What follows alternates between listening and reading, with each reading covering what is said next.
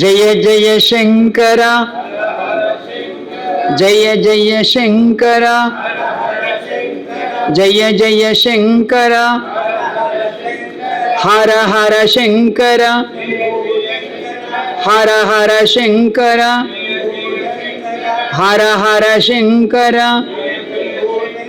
జయ జయ శంకర జయ శ్రీ రామానంద స్వామీజీ వారు వారి యొక్క అమూల్యమైన సందేశాన్ని అందిస్తారు.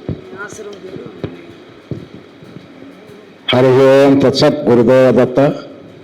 శృతి స్మృతి పురాణానాం ఆలయం కరుణాలయం నమామి భగవత్పాదం శంకరం లోకశంకరం. గురుమధ్యే స్థితం విశ్వం విశ్వమధ్యే స్థితో గురుః గురోర్విశ్వం నచాన్యోస్తి తస్మై శ్రీ గురవే నమః. పరిపూర్ణ పరబ్రహ్మ స్వరూపులకు ప్రియాత్మ బంధువులారా, ఈరోజు ఆదిశంకరుల జయంతి సందర్భంగా ఈ కార్యక్రమానికి అనుకోని అతిథిగా రావటం జరిగింది. నిన్న గురువు గారికి ఫోన్ చేశాను, రాజేశ్వరానంద స్వామి వారికి. ఎల్లుండి 25వ తేదీ హిందూ ధర్మ సమ్మేళనం అని చెప్పి మన ఆశ్రమ 27వ వార్షికోత్సవాల్లో హిందూ ధర్మ సమ్మేళనం ఏర్పాటు చేసి ఉన్నాం. వీరిని ఉపన్యాసకులుగా రమ్మని చెప్పి మేము ఆహ్వానిస్తే వారు ఈరోజు మనకి ఈ కార్యక్రమానికి మీరు తప్పకుండా రావాలి అని చెప్పటం, పరిస్థితులు అనుకూలించకపోయినా వచ్చి ఇక్కడ ఊరుకోవటం జరిగింది. అరగంట నుండి వెళ్ళిపోవచ్చున్నారు. 6 గంటలైనా కూడా ఇంకా పూర్తిగా వస్తుంది. మాది ముదివర్తి బ్రహ్మంగారి మఠం.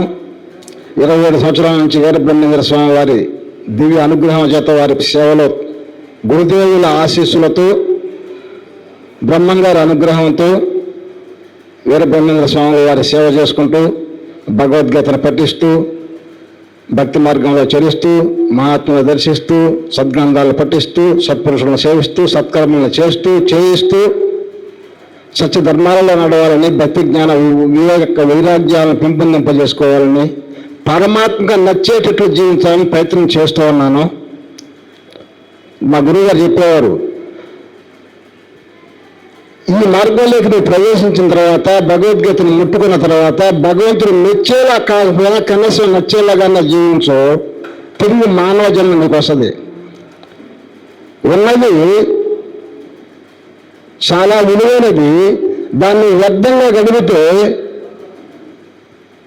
తిరిగి మళ్ళీ వస్తుందని కూడా గ్యారంటీ లేదు. కాబట్టి ఉన్నదాని లేదో దాన్ని సద్వినియోగం చేసుకో. ఉన్నది శరీరం ఉన్నది, దాన్ని సత్కర్మలో ఉండి ప్రవేశపెట్టు. ఉన్నది ప్రాణము, దాన్ని అనవసరమైనటువంటి కోపతాపాల మీద, రాగద్వేషాల మీద, ప్రాపంచిక విషయాల మీద పెట్టి ప్రాణ నష్టాన్ని కొని తెచ్చుకోకు. శుభ్రంగా ప్రాణాయామం చేయి, సాత్విక ఆహారాన్ని సేవిస్తూ ప్రాణాయామం చేయి. ఉన్నది బుద్ధి, దాన్ని ఉపయోగించుకో. సత్య ధర్మ పుణ్య పాప, చిన్న పెద్ద చక్కగా వివేచించి నిజమేమిటో అబద్ధమేమిటో, సత్యమేమిటో అసత్యమేమిటో, ధర్మం ఏమిటో అధర్మం ఏమిటో తెలుసుకుని చక్కగా ఆచరించు. అప్పుడు మాత్రమే దైవం నిన్ను అనుగ్రహిస్తుంది. 3 రుణాలు ఉన్నాయి: పితృ రుణము, దేవ రుణము, ఋషి రుణము. ఆదిశంకరులు చెప్పినటువంటి అద్వైత తత్వాన్ని మనం అవగాహన చేసుకోవాలంటే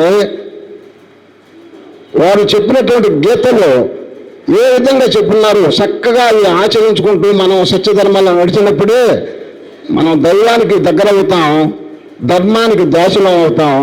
దైవమే మన బానిస అవుతాడు. భగవంతుడు మనకి బానిస, మనం ధర్మానికి బానిసం కావాలి. ధర్మాన్ని రక్షించడం అంటే మనం ఏదో యుద్ధాలు చేయడం అనే కాదు, మరొకటి కాదు. ధర్మంగా మనం జీవించడమే. సాధు ధర్మం అంటే సత్యధర్మాలని పెంపొందింపజేసుకోవటం, భక్తి జ్ఞానాన్ని పెంపొందింపజేసుకోవటం, వివేక వైరాగ్యాలతో జీవించడం, విద్యను జ్ఞానాన్ని లోకానికి పంచడం. కానీ ఈనాటి సాధువులు సంసార వేషాలు ధరిస్తూ ఉన్నారు. పైకేమో సన్యాసి, లోపలేమో సంసారి. మరికొంతమంది ఉన్నారు, లోపలేమో సంసారి, పైకేమో సన్యాసి. ఇలాంటివి చాలా ఉన్నాయి. కాబట్టి జ్ఞానాన్నే కావాలి. జ్ఞానాన్ని పొందాలంటే నిజాన్ని నిర్భయంగా చెప్పాలి. మార్పు రావాలి, సాధువులో మార్పు రావాలి. ఇప్పుడు ఆవులు, గోమాత ఉందండి. గోమాతను రక్షించాల్సింది ఎవరు? రైతు కాదు.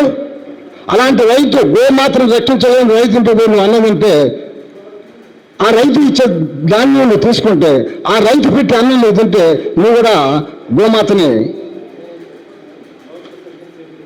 సంరక్షించినట్లే. కాబట్టి గోమాతని, గీతా మాతని, గాయత్రి మాతని ఎవరైతే సంరక్షించుకుంటారో వారికి గంగాలో మునిగే హక్కు ఉంటుంది. ఈ సత్యాన్ని గుర్తించండి, సత్యధర్మాల్లో నడుచుకోండి, భక్తి జ్ఞానాన్ని పెద్దనింపజేసుకోండి. హరి ఓం తత్సత్ గురుదేవ దత్త.